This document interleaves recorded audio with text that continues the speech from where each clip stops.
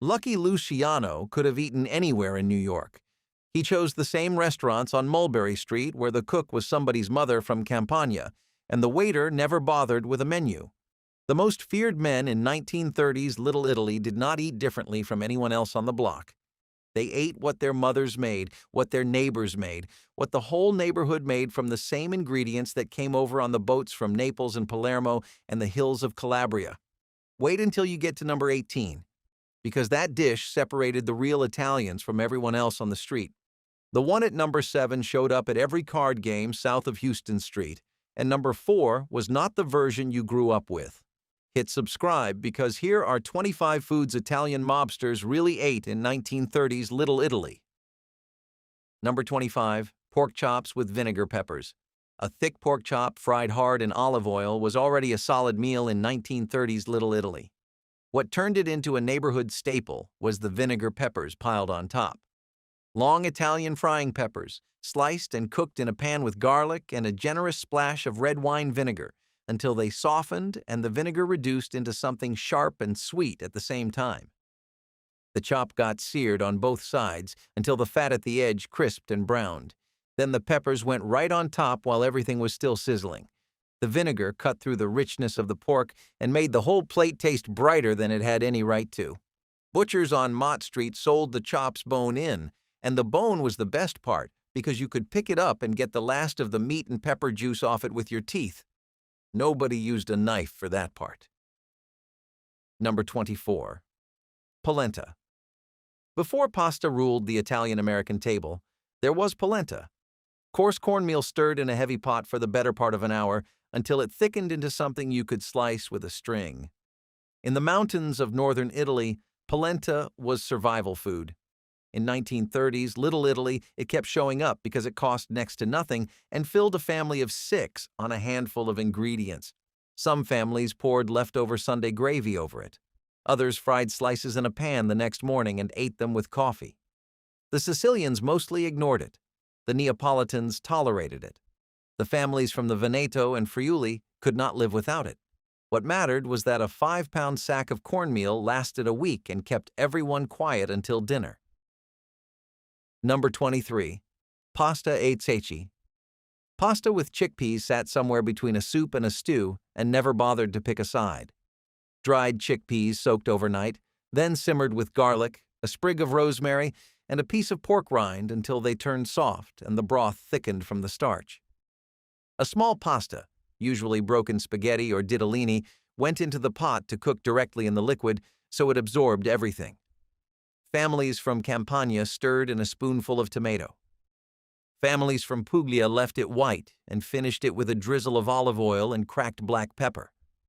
The result was heavy, starchy, and deeply filling, the kind of meal that could anchor a cold night when the radiator was not working and the kitchen stove doubled as the only heat source in the apartment.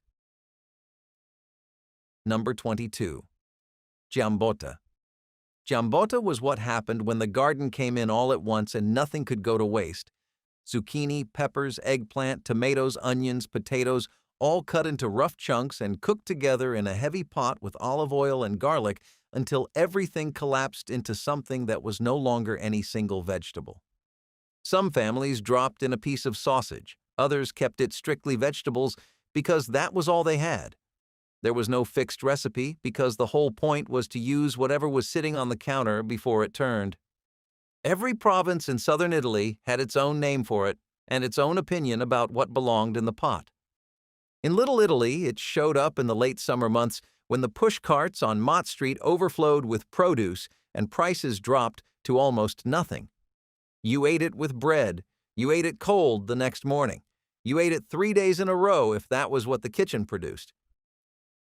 Number 21. Scungilli salad. Scungilli was conch, and it was the kind of food that separated the people who grew up in an Italian neighborhood from the people who merely visited one.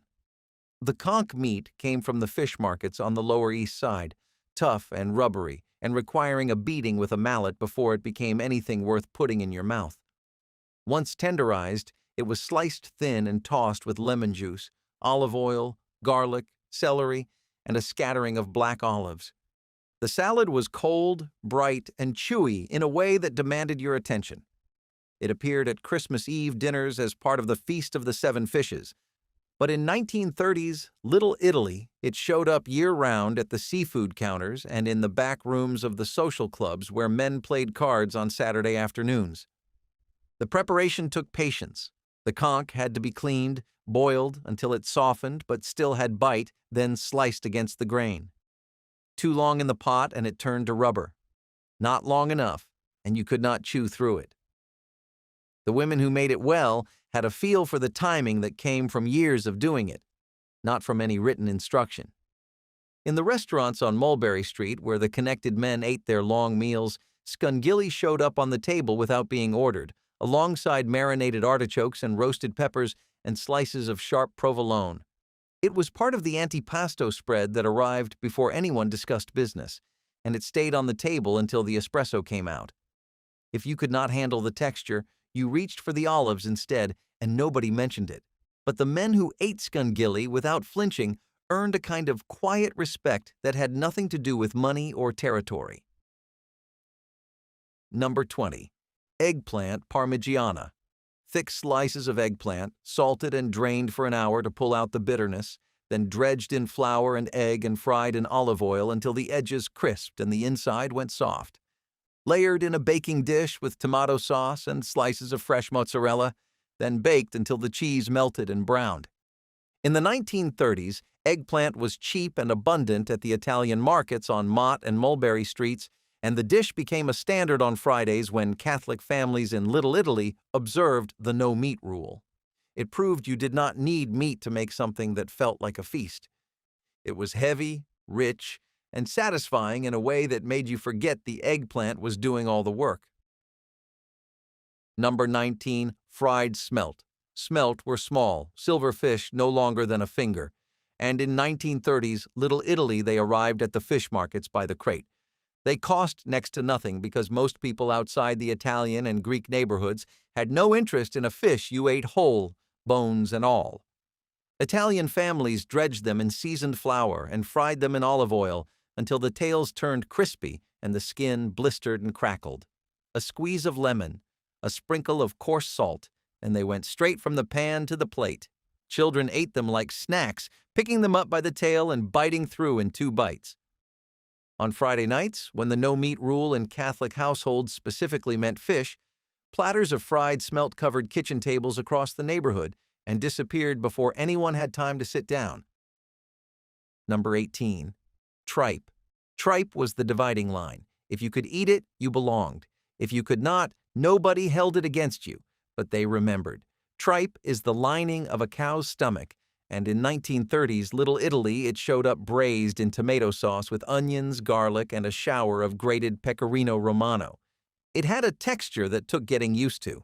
Chewy, slightly rubbery, with a give that no other cut of meat came close to.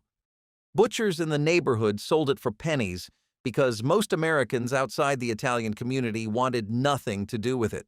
The smell while it cooked was strong, unmistakable, and it divided opinion even within the family. But the men who sat in the social clubs on Mulberry Street and the side streets off Hester ate it without hesitation, because turning down tripe meant you had forgotten where you came from. Number 17. Broccoli rabe with sausage. Broccoli rabe was one of those vegetables that nobody outside of southern Italy understood in the 1930s. It was bitter, leafy, and looked like something you would pull out of an overgrown garden. Italian families in Little Italy knew what to do with it. They blanched it in salted water, then sautéed it in olive oil with garlic and dried red pepper until the bitterness mellowed into something sharp and green and deeply savory. Paired with crumbled Italian sausage, it became a complete meal that needed nothing else except a piece of bread on the side. The combination showed up in kitchens all over the neighborhood and in the Italian groceries that sold both ingredients side by side, because the pairing was so automatic that buying one without the other felt incomplete. The thing about food in 1930s Little Italy was that it carried weight beyond the plate.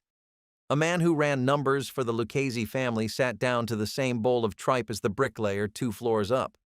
The grocery stores on Mott Street did not have a separate aisle for connected men. Everyone bought from the same pushcarts, haggled with the same vendors, and carried the same string-tied packages up the same narrow staircases. What you ate told people where your family came from in Italy. It never told them what you did for a living. Number 16. Mozzarella in carrozza. The name means mozzarella in a carriage, and the carriage was 2 slices of bread. Fresh mozzarella sandwiched between day-old Italian bread, dipped in beaten egg and fried in olive oil until the outside turned golden and the cheese inside stretched and pulled when you broke it apart. In 1930s Little Italy, fresh mozzarella was made daily in the lattery on Mott Street, and it was cheap enough to use for a fried sandwich. The dish was fast, filling, and used up bread that was too stale to eat on its own, but too good to throw away. Children came home to it in the afternoon. Adults ate it as a late-night meal after work. The crust shattered when you bit into it, and the cheese inside was still warm enough to burn your tongue. Number 15.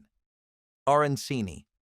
Arancini were fried rice balls, and they were a Sicilian invention that traveled to Little Italy with the wave of immigrants from Palermo and Catania. Leftover risotto mixed with a beaten egg, wrapped around a small cube of mozzarella or a spoonful of meat ragu, then rolled in breadcrumbs and fried in hot oil until the outside crackled and the cheese inside melted into a pocket of warm, stretchy filling. Street vendors sold them on Mulberry Street wrapped in brown paper. Social clubs kept trays of them on the counter during card games. The beauty of arancini was that they solved 2 problems at once. They used up leftover rice and turned it into something portable and satisfying. The Sicilian families guarded their filling ratios. The Neapolitan families pretended not to care. Everyone ate them. Number 14. Braciole. Braciole was the dish that took the longest to make and lasted the shortest at the table. A thin cut of beef, usually top round, pounded flat with a mallet until it was almost translucent. Then the filling, a layer of breadcrumbs mixed with garlic, pecorino romano, parsley, and sometimes pine nuts and raisins, depending on which province the family traced back to. The whole thing was rolled tight, tied with butcher's twine, and browned in olive oil before going into the Sunday gravy pot to braise for hours. The trick was in the pounding. Too thick, and the beef would not roll properly. Too thin, and it fell apart in the pot. Grandmothers who had been making braciole since they were teenagers in Calabria or Campania could pound a piece of beef to the exact thickness by sound alone. The mallet hit the cutting board with a rhythm that carried through the apartment walls, and if you grew up in a tenement on Mott Street, you knew what that sound meant before you opened your eyes on a Sunday morning. When the braciole came out of the gravy pot, it was sliced crosswise so you could see the spiral of filling inside. The meat had absorbed hours of tomato and pork fat and garlic, and the breadcrumb filling had turned dense and savory. It was served on the same platter as the meatballs and sausages, but it sat at the top because everyone at the table understood that braciole required the most skill and the most patience. In the social clubs along Mulberry Street, a well-made braciole earned the kind of quiet respect that had nothing to do with money. Number 13. Fried calzone. A calzone in 1930s. Little Italy was not the baked, restaurant-sized pillow it became later. It was smaller, fried in oil, and stuffed with whatever the kitchen had on hand. Ricotta and mozzarella, sautéed greens, leftover sausage. The dough was the same as pizza dough, stretched thin, filled, folded in half, and sealed by pressing the edges with a fork before it went into a pan of hot olive oil. The outside fried to a deep golden brown, blistered and slightly charred in spots, while the inside stayed soft and steaming. Bakeries on Grand Street sold them in the morning alongside bread and sfogliatelle. Street vendors carried them in metal boxes lined with cloth to keep them warm. They were portable, cheap, and dense enough to work as a full meal on their own. Number 12. Spiedini. Spiedini were thin slices of beef rolled around a filling of breadcrumbs, garlic, grated pecorino romano, and parsley, threaded onto wooden skewers, and fried or grilled until the outside browned and the filling inside turned golden. The name meant little skewers, and the dish came over from Sicily and the southern mainland where street vendors cooked them over charcoal on the sidewalk. In Little Italy, they were made at home and served as a main course or sliced from the skewer and eaten with a piece of bread. The beef was pounded thin enough to roll without tearing, and the breadcrumb filling held everything together while stretching a small amount of meat into a full meal. Some families layered bay leaves and pieces of onion between the rolls on the skewer, which added a smoky sweetness as they cooked. Spiedini looked more impressive than the ingredients suggested, which in Depression-era Little Italy was exactly the point. Number 11. Sfogliatelle. Sfogliatelle were layered pastries from Naples, shaped like seashells, filled with a mixture of sweetened ricotta, semolina, and candied citrus peel. Making them at home was an ordeal. The dough had to be stretched paper-thin, brushed with lard, and rolled into a cylinder before being cut and shaped by hand. Most families in Little Italy did not bother. They bought them from the Italian bakeries on Grand Street and Mulberry Street, where bakers who had learned the craft in Naples turned them out by the hundreds every morning. The outside shattered into flaky, crisp layers when you bit into it, and the filling was warm and creamy and faintly sweet. They were eaten with espresso in the morning or after Sunday dinner with a cup of strong coffee. Number 10. Taralli. Taralli were hard, ring-shaped biscuits baked until they turned dry and crunchy, flavored with cracked black pepper or fennel seed or sometimes both. They came from Puglia and Campania and traveled to Little Italy in the luggage of immigrants who needed something that would survive the ocean crossing without spoiling. Italian bakeries on Grand Street sold them loose from wooden bins, and families kept a bag on the kitchen table the way other households kept a bowl of crackers. They went with wine, with a slice of provolone, with a smear of lard, or with nothing at all. Taralli were the thing you reached for when you were not hungry enough for a full meal, but needed something to hold in your hand while you talked. In the social clubs, they sat in bowls next to the lupini beans, and nobody ever remembered who put them there. Number 9. Veal cutlet parmigiana. The difference between a good Italian cook and an ordinary one showed up in the veal parmigiana. The veal had to be cut thin, pounded thinner, and the breading had to be done in stages. Flour first, then beaten egg, then fine breadcrumbs seasoned with nothing more than salt and a little grated cheese. The cutlet went into a pan of olive oil heated to exactly the right temperature. Too cool, and the breadcrumbs absorbed oil and turned soggy. Too hot, and the outside burned before the veal cooked through. In the 1930s, veal was not the expensive cut it became in later decades. Italian butchers in Little Italy sold it at prices that working families could manage, especially the thinner cuts from the leg that were ideal for pounding flat. A single cutlet, breaded and fried and topped with tomato sauce and a slice of fresh mozzarella melted under a broiler, could stretch into a meal when served alongside a plate of spaghetti.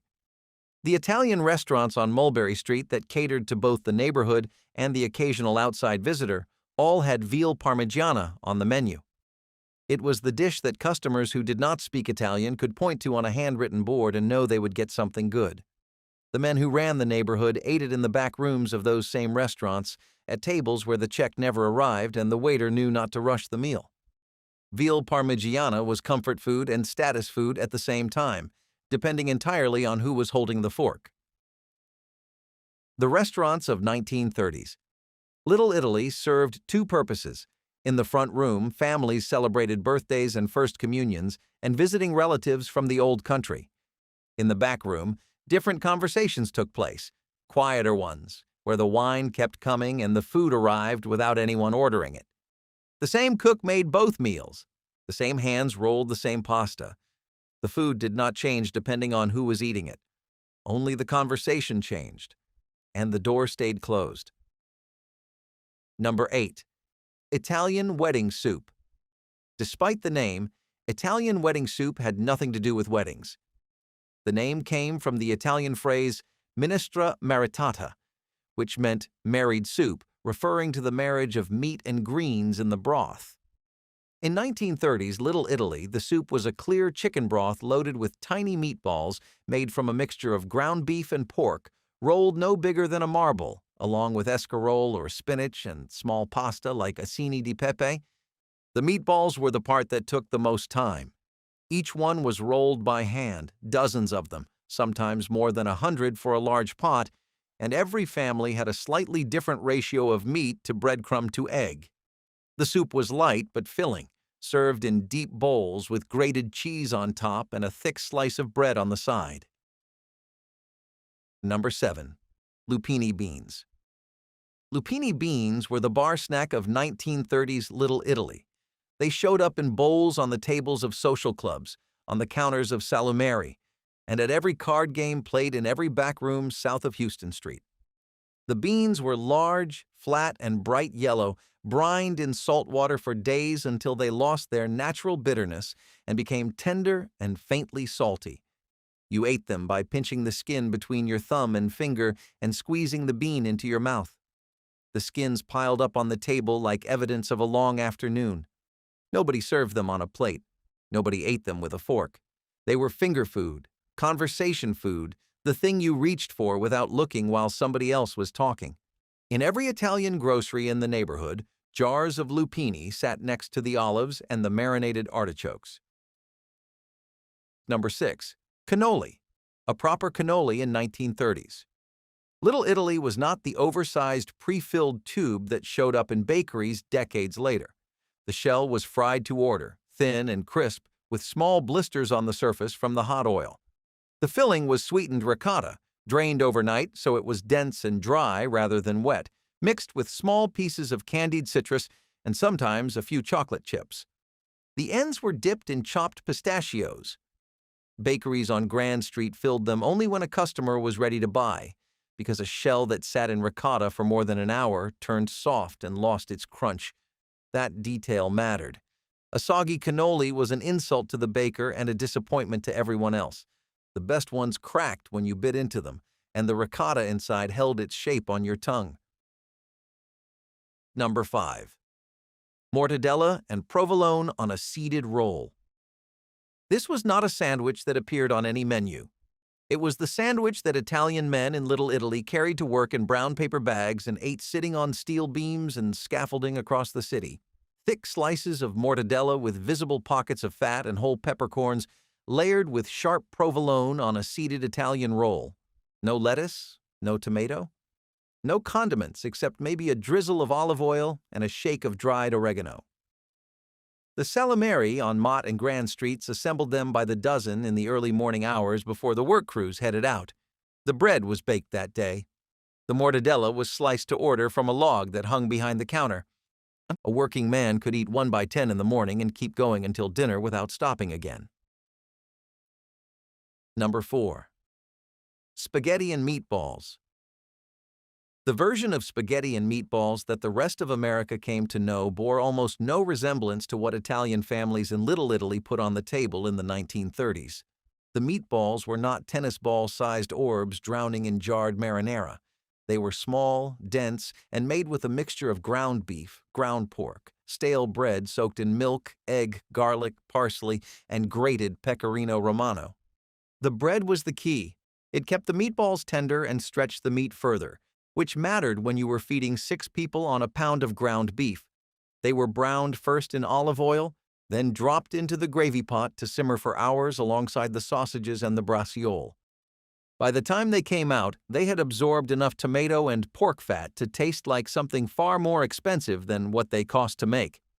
The spaghetti itself was cooked in a massive pot of salted water and drained when it still had a firmness that would later come to be called al dente, though nobody in 1930s Little Italy used that term. They just knew when it was done by feel. Every family made them. Every restaurant served them.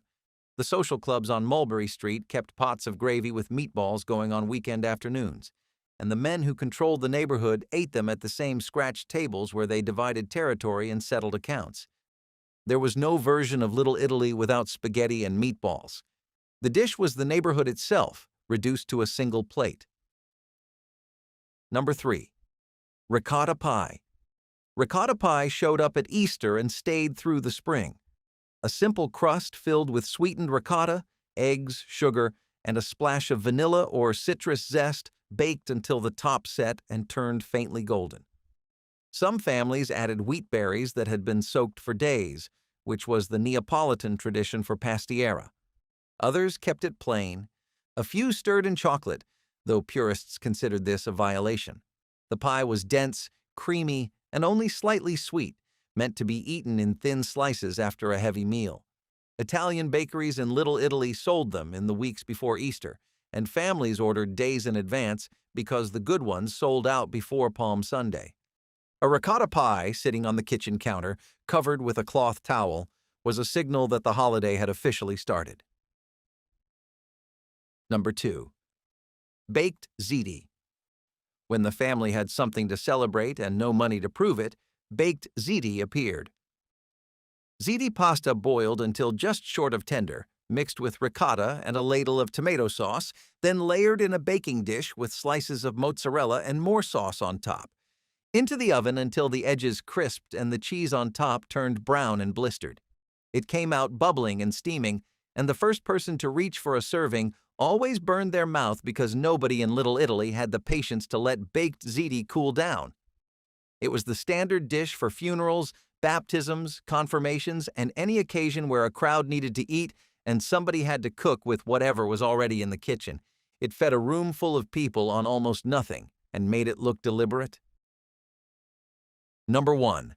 Pasta frittata, leftover spaghetti from the night before, tossed with beaten eggs and a handful of grated cheese, then pressed flat into a cast-iron pan with olive oil and cooked on both sides until it formed a golden, crackling crust. Nobody called this a recipe. It was a refusal to let anything go to waste.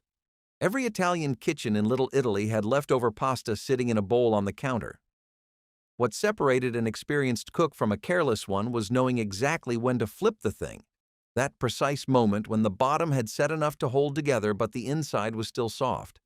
Some families folded in diced salami. Others kept it plain because the pasta and egg and cheese already did the work. Sliced into wedges, it went to job sites in a paper bag, sat on the counter for whoever came home first, and tasted the same cold as it did warm. In a neighborhood where throwing food away was the one thing nobody could afford, this dish said everything. The social clubs are closed now. Most of the tenements on Mulberry Street have turned into something else entirely. But tonight, somewhere in this country, somebody is pounding a piece of beef for braciole the same way it was done in 1935, and a cast-iron pan is heating up for a pasta frittata made from whatever was left on the stove. If any of these dishes are still on your family's table, leave the name in the comments.